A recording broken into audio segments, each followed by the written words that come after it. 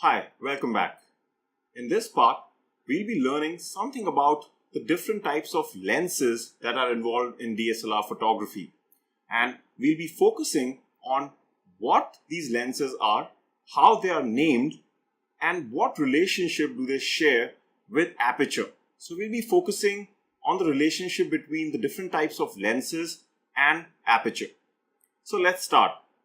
The first type of lens that I want to show you is called as a zoom lens, right? So we will be looking at this particular lens, which is the 8200 mm f2.8 lens. Now, when I say 80 to 200 mm, you of course know that I'm talking about the focal length, as we've already seen before in the video on focal length. And when I say f2.8, that means that this particular lens can go down to a minimum f-stop number of f2.8. So that's how lenses are named. So first you have the focal length of the lens, and then the second part of the name of the lens tells you what is the minimum f-stop number that this lens can go to. And since this lens has a variable focal length, that means you can zoom in or zoom out. So that means you can zoom out all the way to 80 mm and you can zoom in up to 200 mm. That's why this is called as a zoom lens. Right, now there's another lens like this which is called as a prime lens. This is also something that we briefly saw in the video on focal length. Now a prime lens, for example, this particular prime lens is the 85 mm f1.8. So the structure of the name remains pretty much the same. That means the first part is the focal length, and of course we've already seen that in a prime lens you cannot change the focal length. So the focal length is not variable. That's why this is 85 mm only. That means I cannot zoom in or zoom out using this lens. If I have to zoom in, I have to walk closer. If I have to zoom out, I have to physically walk backwards. And the second part of the name of the lens, as before, is f1.8 this time. That means this lens can go all the way down to f1.8, right? So that is the main difference between the prime lens and a zoom lens. In a zoom lens, the focal length is variable, so you can zoom in, zoom out. In a prime lens, the focal length is fixed. And as just seen with these two lenses, the second part of the names of the lenses means what minimum f-stop number can they go to. Now, you also have your kit lens that right now most probably you must be having on your camera. This normally comes with the body of the camera. This is also a zoom lens. That's because this is 18 to 55 mm. So you can zoom out all the way to 18 mm and you can zoom in up till 55 mm. But when it comes to the f-stop part, that is what is the complete name of this lens? So the complete name of this lens is 18 to 55 mm f3.5 to 5.6. That means it doesn't have a fixed minimum f-stop number. In fact, it has a variable minimum f-stop number which ranges from f3.5 to f5.6. And this can be a bit confusing, but it's actually very, very easy to understand. So what we'll do right now is we'll just take a closer look into all these three lenses and see what happens to the minimum f-stop number that we can go to in all these three lenses, so that you'll understand what is the relationship between aperture and the lens. So let's go there. So this is the 80 to 200 f2.8 lens. Actually, this lens is not really in production anymore. It's been replaced by a newer version of this lens called 70-200 f2.8, but the basics of this lens will remain the same. So as you can see, this lens can go from 80 mm and all the way down to 200 mm when you zoom in. The new lens goes from 70 to 200. But the main reason I'm showing you this lens right now is because I want to show you that this lens can go all the way down to f2.8, which allows the photographer a very, very shallow depth of field.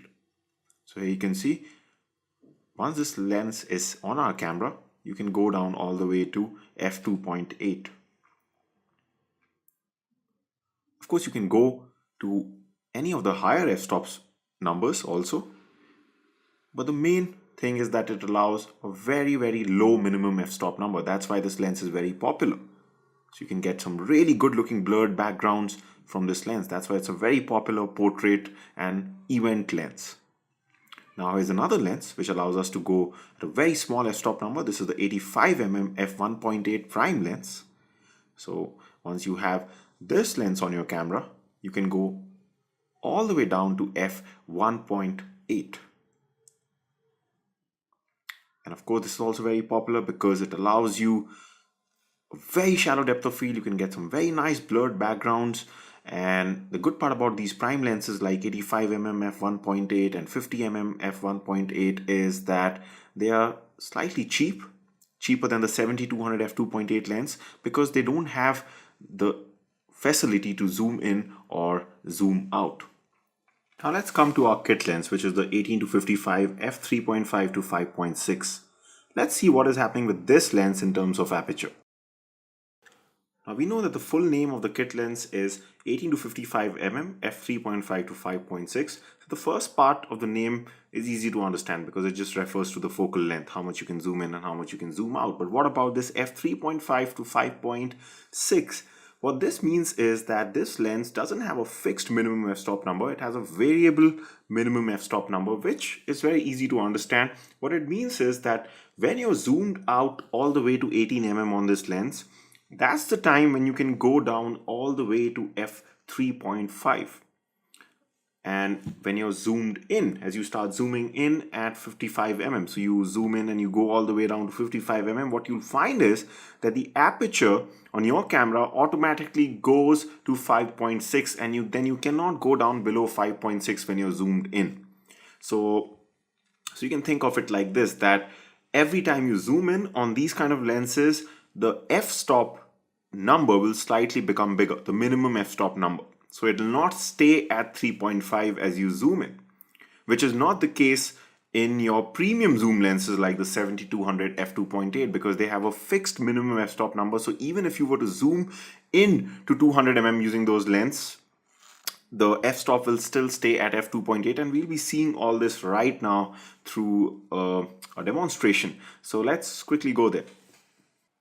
So here we have our kit lens, and right now you can see that we are zoomed out at 18mm.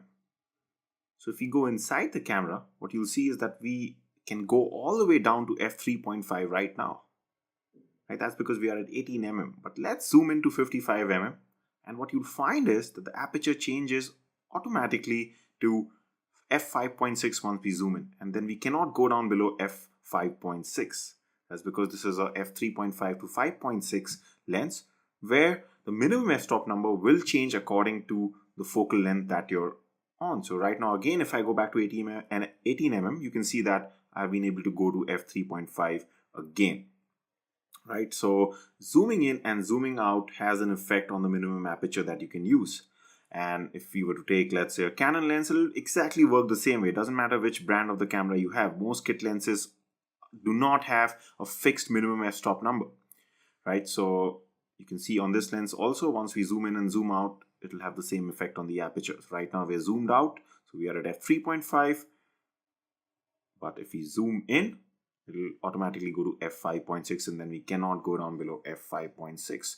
This is kind of a limitation of a kit lens, and one of the reasons why the kit lens is not very popular with professional photographers is exactly because of this. Because the thing is, what you have to understand, you will still be able to get blurred backgrounds at f5.6. This is something that we'll be seeing in the next video, because we'll be taking a shot at f5.6, because it's after all a small f-stop number. But the problem is that you do end up losing some amount of crucial light, because we've already seen when the f-stop number increases, the light cuts down as the aperture hole becomes smaller. Now, if you're shooting, let's say, an event in a low light situation, and where you have to zoom in and zoom out, what will happen is that, suppose you zoom in, you will go from 3.5 to 5.6. That will cut down the light coming in the camera, and then where will you save that light from? Of course, ISO. So using the kit lens in low light situations can result in slightly shots with some amount of noise, because you are relying to some extent on ISO to get the correct exposure because of a change towards the higher f-stop number. In fact, anytime you see a lens in which you can zoom in and zoom out, but it has a fixed minimum f-stop number, that means the zooming in does not affect the f-stop number, like the lens that we saw, the 80-200 f2.8 or the 70-200 f2.8. There's another lens like that called the 2470 f2.8. Any zoom lens in which the f-stop number does not change when you zoom in is bound to be expensive. And this is exactly the reason why it's expensive, because you can not only do you get a much more blurred background because of the smaller f-stop number, but you also save a lot of important light because you don't close down the aperture when you zoom in, and that can save you from a lot of noise. So just to see that here, you can see that this is the 8200 f2.8 lens, and if I zoom in all the way, once we go onto our camera, you'll find that it does not affect our f-stop number in any way. Zooming in or zooming out, the f-stop number will still stay at f2.8, and that's a huge advantage to a photographer. So you can see here, right now as I zoom in, nothing is changing. Zooming out, nothing is changing, and that's why these kind of lenses will be expensive. But I just wanted to right now give you an idea of what is the relationship between different types of lenses and aperture, and slowly as you start learning more things in photography, you'll kind of get an idea about why certain lenses are priced more than certain lenses and why the good photographers like to use certain type of lenses and why they don't like to use certain type of lenses. But anyway, if you just understood the basics right now, that's good to go. We've got two very important exercises coming up in the next two videos, which will give you a lot of practical insight into how to use aperture in mainly blurring the backgrounds. That's what we'll be focusing on. So I'll be seeing you in those videos. Bye for now.